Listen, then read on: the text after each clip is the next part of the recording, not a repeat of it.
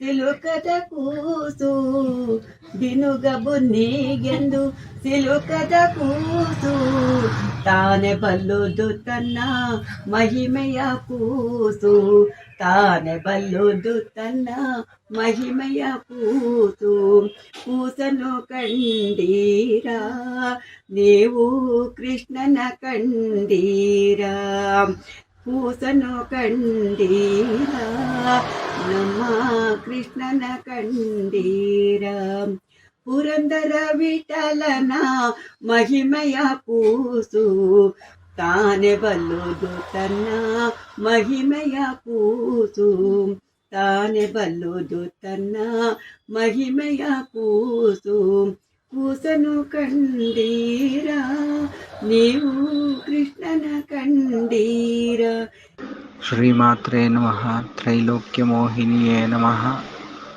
ಅಪ್ಪ, ನೀನು ಫೋನ್ ಎತ್ತಲಿಲ್ಲ ಅಂದಾಗ ಎಷ್ಟು ಹೆದರಿಕೆ ಆಗಿತ್ತು.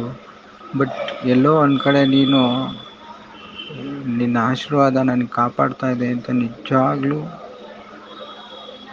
ನನಗೆ ಒಳ ಮನಸ್ಸಲ್ಲಿ ಅನ್ನಿಸ್ತಾ ಇತ್ತು. ನಿಜವಾಗ್ಲೂ ಇವತ್ತು ಸಾಕ್ಷಾತ್ ಅಂಬಾದೇವಿನೇ ನೀನು ಆಶೀರ್ವದಿಸಿ ನನ್ನ ಜೀವನದಲ್ಲಿ ಕಳಿಸ್ಕೊಟ್ಟಿದ್ಯಾ.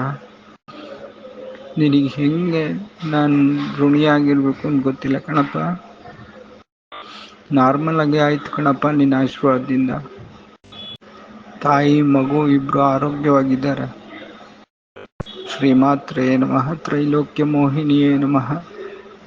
ನಿನ್ನ ಆಶೀರ್ವಾದ ಸಕಲ ಜೀವ ಜಂತುಗಳ ಮೇಲೆ ಎಲ್ಲರ ಮೇಲೂ ತಂದೆ.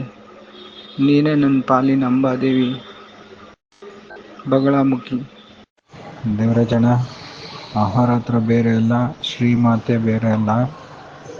ಶ್ರೀಮಾತೆಯ ಅಹೋರಾತ್ರನ ಆಶೀರ್ವಾದ, ನಿಮ್ಮ ಮಾರ್ಗದರ್ಶನ ಮತ್ತು ಡಾಕ್ಟರ್ ಮತ್ತು ಸ್ಟಾಫ್ನ ಪರಿಶ್ರಮದ ಫಲವಾಗಿ ಮತ್ತು ನನ್ನ ಹೆಂಡತಿಯ ಒಂದು ಸಹನೆ, ಅದಕ್ಕೆಲ್ಲ ಮತ್ತು ಶ್ರೀಮಾತೆನೇ ಕಾರಣ. ಇದರ ಫಲವಾಗಿ ಇವತ್ತು ಶ್ರೀಮಾತೆನೇ ಸಿಕ್ಕಿದೆ. ತುಂಬ ಹೃದಯದ ಧನ್ಯವಾದಗಳು ಅಣ್ಣ ನಿಮಗೆ. Thank you very much. ಜೈ ಅಹೋರಾತ್ರ.